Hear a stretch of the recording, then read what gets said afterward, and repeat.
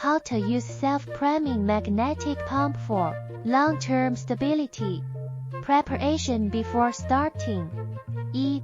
Test whether citation direction of the motor is correct. The order indicated on the self-priming magnetic pump body, and the test time shall be short to avoid dry wear of the internal accessories of the self-priming magnetic pump.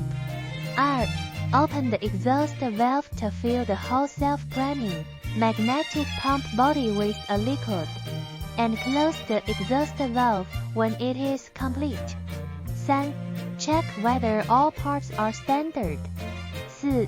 The high temperature tap shall be preheated first, and the heating rate shall be 50 ch to ensure uniform heating of all parts.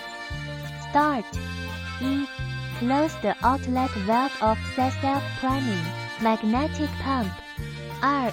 Fully open the inlet valve of the self-priming magnetic pump. 3.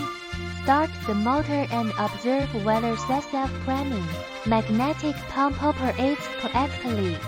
4. Adjust the opening of the outlet valve to required working condition. Suppose the user is equipped with a flow meter or pressure gauge at the outlet of the self-priming magnetic pump. In that case, the self-priming magnetic pump shall operate at the rated point listed in the performance parameter table by adjusting the opening of the outlet valve.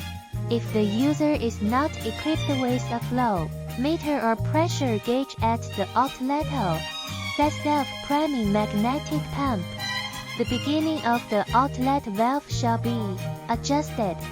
Measure the motor current of the self-priming magnetic pump to make the motor operate within the rated current. Otherwise, it will cause the overload operation of the self-priming magnetic pump. 1.1.